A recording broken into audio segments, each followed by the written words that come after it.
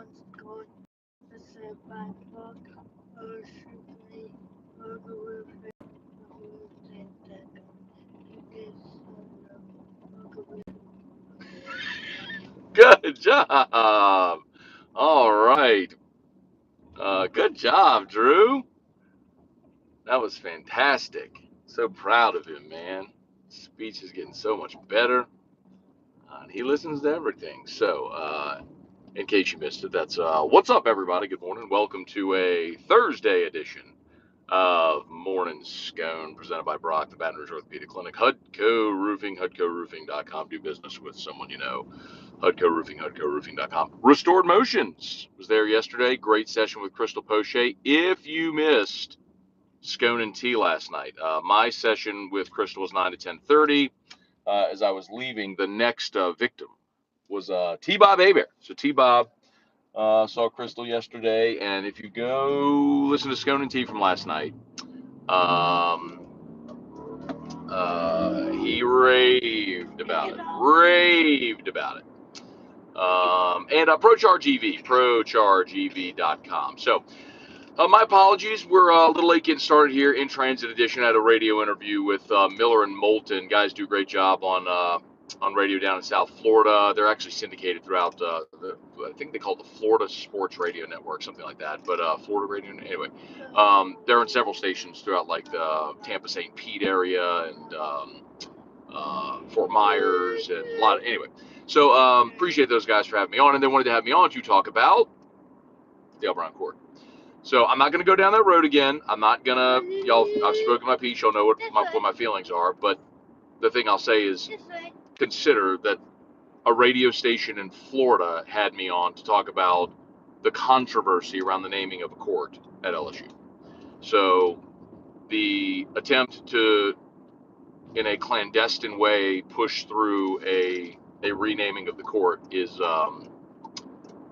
blown up in their faces, but they're going to do it. They're going to do it tomorrow at the board meeting, and I would presume, unless if somebody decides to have some common sense between now and tomorrow and tell Mary Warner to kick rocks, but I don't think that's going to happen. So we'll see. I guess we can always hold out hope.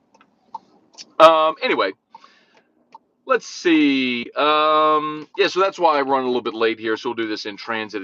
Red light. Let's say some good mornings. Larry Garner, Chance Babin is the Kangaroo Court today at LSU. Tomorrow, Friday, is the board meeting. Devin Kelly, what's going on? It's my birthday. Can baby Drew sing me happy birthday? Yep. All right, Drew. It's Devin's birthday. Can you sing happy birthday, Devin? 1, 2, 3. Happy birthday to you. Happy birthday to you. Happy birthday, dear.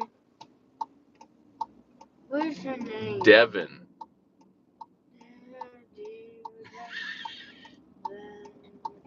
Happy birthday to you.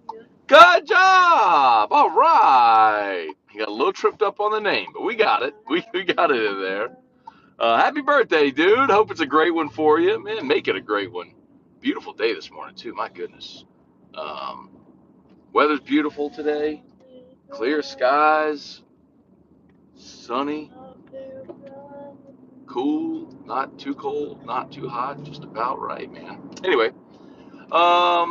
So I got there in the description on today's episode. Derek Carr visited the Saints. There was a report this morning. Don't know how credible it is, but I did see one Twitter report. Again, take it for what it's worth. It was one Twitter report that Derek Carr was likely to be asked to be released instead of to be traded. So that's a little curious. Remember, he's got a no trade clause, so he could veto any potential trade. But he took a visit to New Orleans. Dennis Allen is the coach that drafted him. I don't think that was just a courtesy, because remember, he's under contract with the Raiders. So the Raiders didn't have to let him go visit other teams. And the report from Ian Rappaport was that the Raiders were only going to allow Carr to visit another team if they felt like a trade could be worked out. There was trade compensation that could be worked out for the deal if the team was willing to make a trade. So, y'all, my feelings on it, I could not have been more clear yesterday on AFR. If they make a trade for Derek Carr, it would be the worst decision that the franchise has made since they traded their entire draft for Ricky Williams. And look, Ricky Williams was a good player. He was a good player in New Orleans. He became a 1,000-yard rusher. You just gave up too much for him. It's not necessarily just the player. I think Derek Carr is a better quarterback at this point in his career than Andy Dalton. I don't think anybody would even debate that. You're a better team with Derek Carr as your quarterback than you are with Andy Dalton. But you're not a contending team, and that's the problem. So you go from 7-10 to, I don't know, 8-9, 9-8. You're still right there, around 500. Maybe you sneak into the playoffs and get bounced in the wild card round, but the cost of doing so is you give up draft capital and you further exacerbate your cap situation because of Derek Carr's contract. You can't trade for him. Now, if the Raiders cut him and he wants to sign in New Orleans, awesome. You can find an agreeable deal that's team friendly, maybe incentive laden, whatever. Okay, great. Now, I don't know what the market's going to be like for Derek Carr. Maybe New Orleans is his best option. Maybe there's other places that pursue him that are in need of a starting quarterback. I don't know. The other teams that are going to be in the quarterback market. What does Aaron Rodgers do? Does he go to the Jets? Does he go to the Raiders? Does Carr want to go to the Jets? I don't know. You know what I mean? So, but Derek Carr to the Saints, I'm not opposed. I am opposed Derek Carr to the Saints trading for Derek Carr. Let the Raiders cut him next week on the 15th. Let the Raiders cut him. Let him go into free agency and see if he signs with you. And if not, okay. Even if he does sign with you, you can still draft a quarterback. And if not, go re-sign Andy Dalton and draft a quarterback and move forward that way. So, fire away, comments, etc., questions, all that good stuff. Brett DeGrow, what's up? Brian Wynn. Tough game to watch last night. So I guess, was it Brian, I think said? I'm guessing talking about LSU basketball. So Tigers lose again last night. It was a late tip, 8 o'clock at Mississippi State. They lose 62-53, I believe is the final, if I remember it off the top. LSU was actually leading late in the first half, and then State scored the final 9 points in the first half, and then went on a 9-0 run to start the second half. LSU would get it back within 6, but then never got closer. So it's a bummer, man. They, for a half anyway, it looked like they might be able to go on the road and steal one, but the long stretches, which have plagued this team all year, did them in again. And they even had a pretty nice second half. They scored 22 points in the first half, which is atrocious, but but scored 31 in the second half, which again is not fantastic, but what are you doing, Crotch Rocket? Like, why am I behind a crotch rocket on I-10 on the exit ramp? Get over.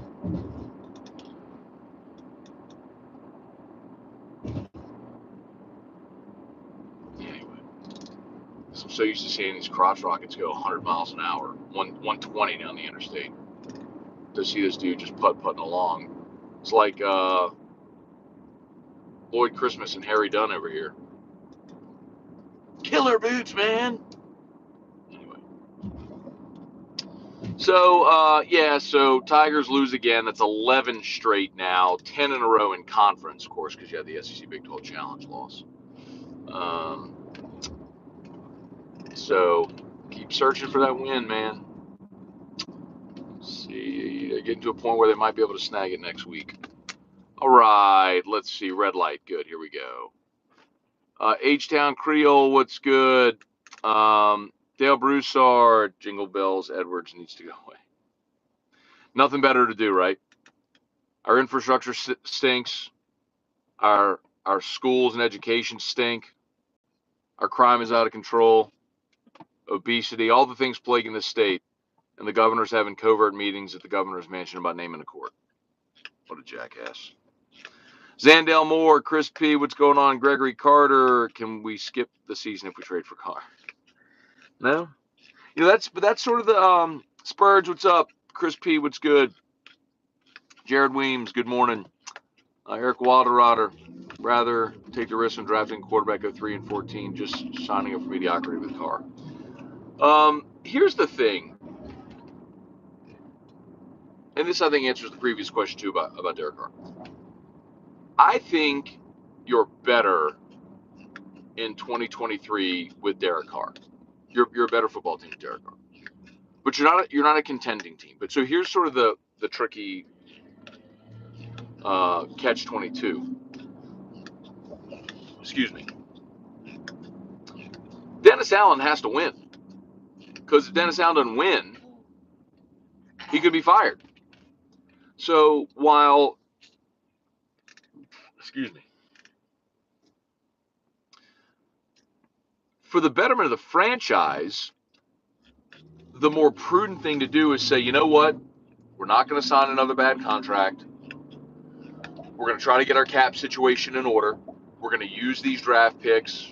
We're going to get younger, and we might have some lumps in 2023. There's probably going to be some growing pains, but we'll be better long term for it.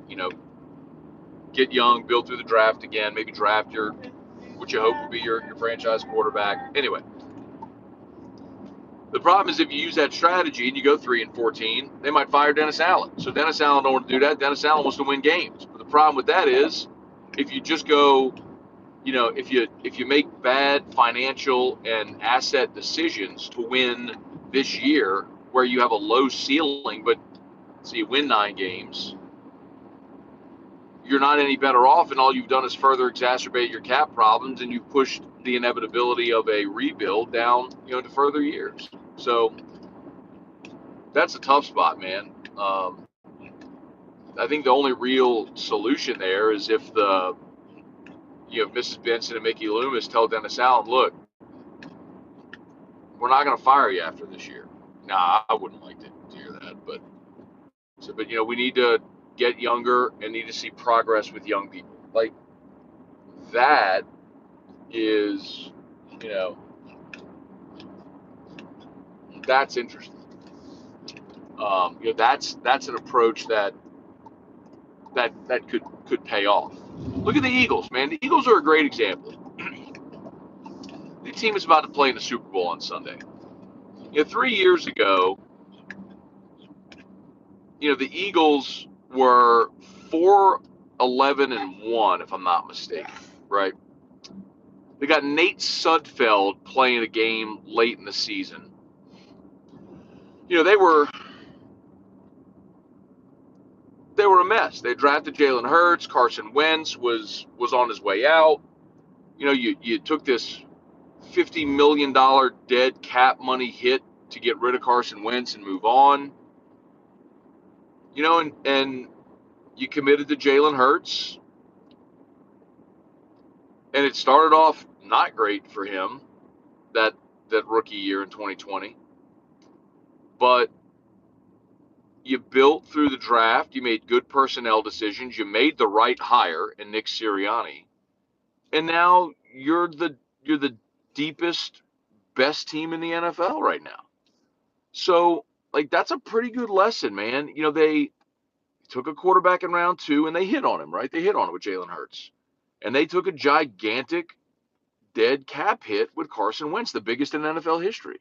But they realized, look, we got a low ceiling here. And if we actually want to win, we got to be willing to lose. We got to be willing to take a step back to be able to take 3 steps forward. And I think the Saints need to get in that mindset, man. Anyway. Trivia Carter, what's up? Larry Connor, what's going on? Dawn Rushing, what's going on? Said Cutie in the back seat. That's you, Drew. Drew, can you say good morning to Dawn? Say good morning, Dawn. Good morning, Dawn. Oh. Monda. All right, Larry Connor, how good do you think Carr is at this point in his career? So, would you rate him better than Kirk Cousins or Geno Smith? Well, Geno Smith had a better year last year in Seattle.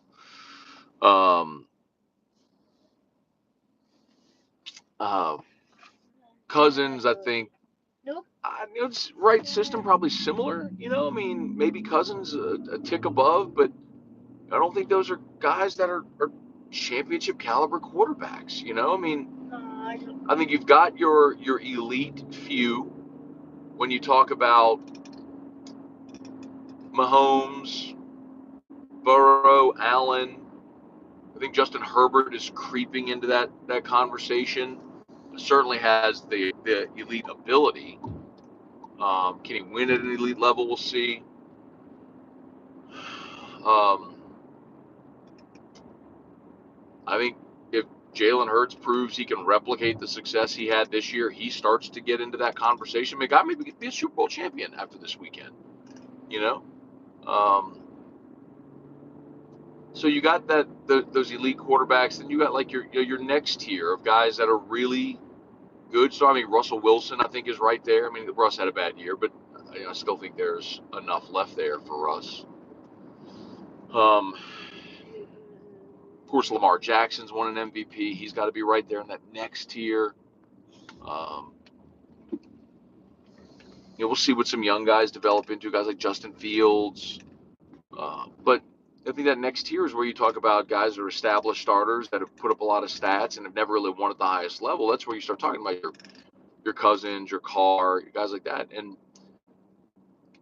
again, like I think Derek Carr is a good player, man. I think he's a top 15 quarterback in somewhere that 10 to 15 range is probably where I'd put him. But you're not winning a championship with that guy. So is that your goal? I mean, I realize it's not your goal this year, but if you can sign Derek Carr to a 3-year incentive-laden deal, okay, and draft a quarterback this year, draft a quarterback next year, like win as many games, do what you can with Derek Carr while you try to groom your quarterback of the future. And you know what? If Derek Carr ends up being a dude in a new place, great problem to have. Not sure I believe that though. Sean Comiskey is Will Wade going to coach next year? Grapevine, he will not get nearly the penalty was thought. Sean, I don't know where you're hearing that, bro. I mean, look,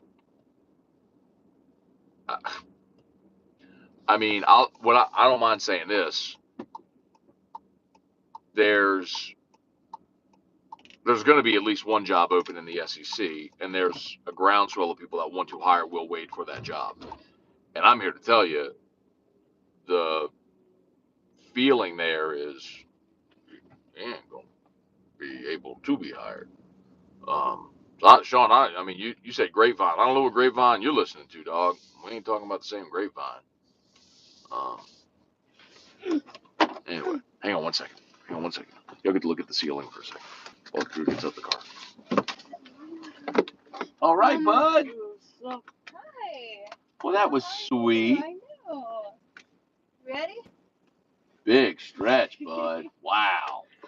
Okay. Oh, we're gonna get your bag. Okay, we're gonna get your bag. Oh, and these are pull-ups for Cindy too. You want the bag? Oh, sure. Thank you. Okay, bud. I got all that. Let's go. All right, bud. There you go. My phone. Yeah. All right, bud. We'll see you later. Okay, bye. All right.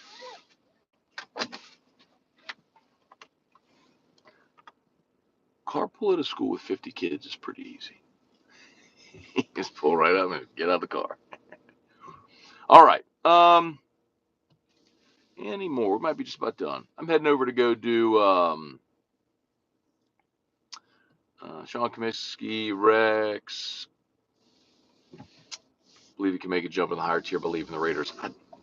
I mean, so Rex, like, let me shoot you straight with this, bro. Like, I'm not arguing that the Raiders are a model franchise. They're not.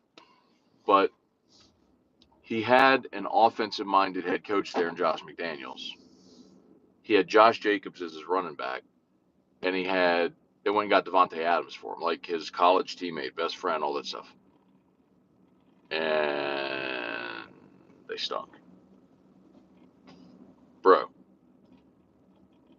you think you're coming into a better offensive situation in New Orleans with Pete Carmichael? With Alvin Kamara as your only running back, who is probably going to miss part of this season with the suspension because of the Vegas fight? I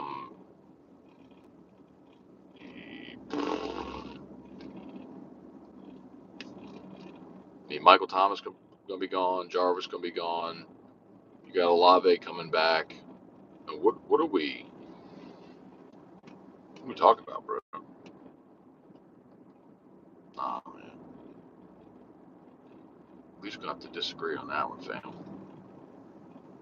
All right. Chance Babin, what do you think of the defensive hires for the Saints? I really, I like Todd Grantham. Grantham has NFL experience, was in the NFL for 11 years before he made that run through the SEC with Georgia, Mississippi State, Florida with Mullen.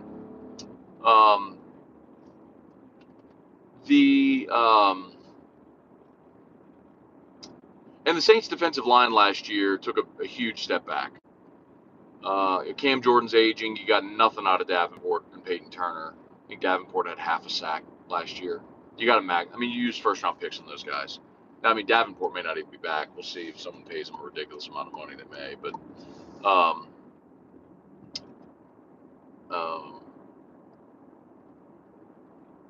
what we talked, your rush defense dropped to 22nd in the NFL this year. It's just bad. So Grantham, I think, as a D-line coach, hopefully comes in and helps that group improve. But really, I mean, Dennis Allen is your defensive coordinator. So whatever. I mean, you bring in Woods, you bring in, what are we doing here? Come on, Chief.